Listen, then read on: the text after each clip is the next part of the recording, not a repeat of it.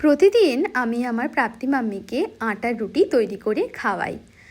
আর আজ তার একটু স্বাদ পরিবর্তন করার জন্য আমি আটা দিয়ে একটু অন্যরকমভাবে রুটি তৈরি করেছি আমার প্রাপ্তি মাম্মির জন্য। আজ আমি আমার প্রাপ্তি মাম্মির জন্য তৈরি করেছি আটা দিয়ে লাল রুটি। এই লাল রুটি খেতেও যেমন সুস্বাদু তেমনি পুষ্টিগুণে ভরা, আর বাচ্চাদের জন্য তো খুবই উপকারী আর আয়রনে ভরপুর। তাই আমি আটা দিয়ে আজ লাল লাল ফুলকো ফুলকো নরম রুটি তৈরি করেছি আমার প্রাপ্তি মাম্মির জন্য। আমি যেভাবে তৈরি করেছি এই লাল রুটি সেইভাবে আপনাদের দেখাচ্ছি, চলুন দেখে নেওয়া যাক। প্রথমেই বিটটাকে ভালোভাবে পরিষ্কার করে ধুয়ে নিয়েছি, তারপর এভাবে টুকরো টুকরো করে কেটে নিয়েছি। এবার একটি পাত্রের মধ্যে পরিমাণ মতো জল দিয়ে টুকরো বিটগুলো আমি দিয়ে দিলাম।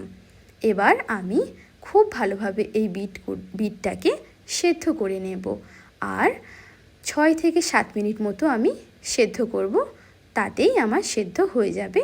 দেখুন খুব ভালোভাবে সেদ্ধ হয়ে গেছে।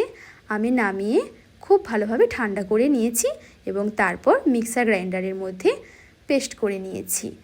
আর একটি বোলের মধ্যে আমি আটা নিয়ে নিয়েছি, আটার মধ্যে সামান্য লবণ দিয়েছি, দিয়ে আটাটাকে খুব ভালোভাবে মেখে তারপর যে বিটের পেস্টটা তৈরি করে রেখেছিলাম সেটা আমি খুব ভালোভাবে একটু একটু করে দেব আর আটাটাকে মাখবো।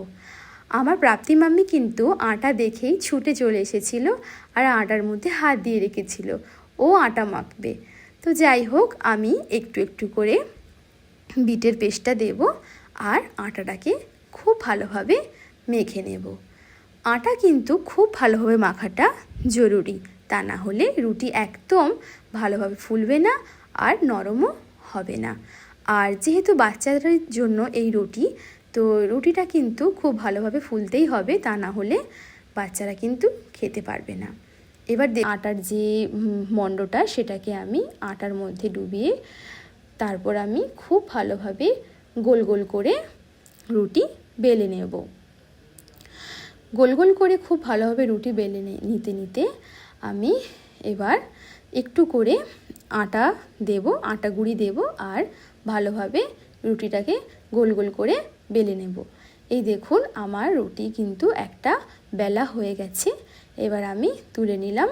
সেম এই রকমভাবে আর একটা যে লেচি ছিল আমি সেটাকেও খুব ভালোভাবে গোল করে বেলে নেব। এরপর আমি গ্যাসের মধ্যে একটি তাওয়া বসিয়ে দিয়েছিলাম। তাওয়াটাকে খুব ভালোভাবে প্রথমে গরম করে নিয়েছি।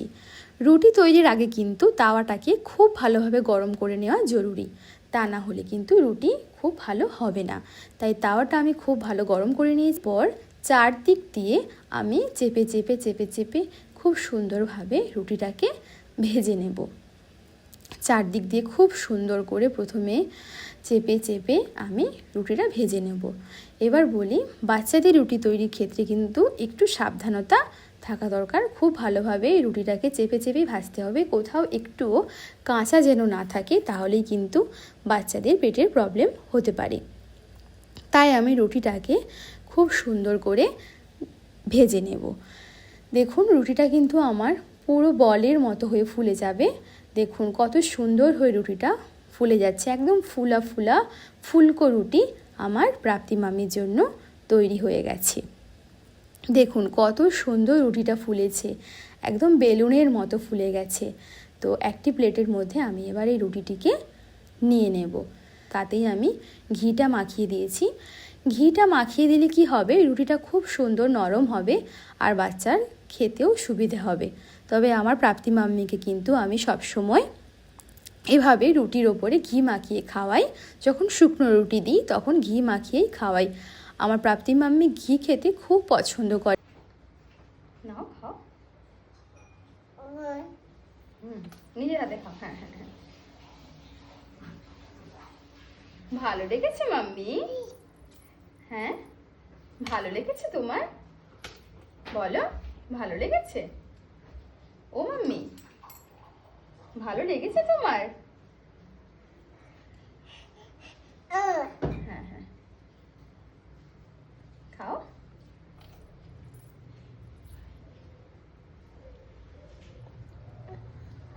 হ্যাঁ হ্যাঁ, খাও।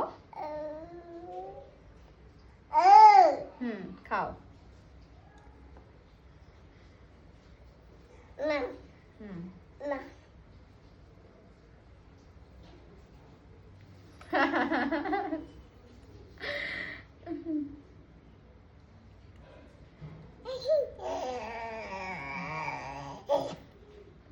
অনেক ভালো লেগেছে মাম্মি। দেখুন আমার প্রাপ্তি মাম্মি খুব সুন্দর করে রুটিটা খাচ্ছে। ও খুব পছন্দ করেছে এই রুটি, আর বাড়ির সবাইকে হাত বাড়িয়ে বাড়িয়ে খাওয়ার জন্য রিকোয়েস্ট করছে। সবাইকে বলছে খাও খাও খাও। ও এতটাই পছন্দ করেছে এই রুটি, আর নিজেও খুব আনন্দ করে খাচ্ছে। আর দেখুন আমাকেও খুব সুন্দর করে খাইয়ে দিচ্ছে, আর আমিও ওকে খাইয়ে দিলাম। তো খুবই সুন্দর হয়েছিল এই লাল রুটি।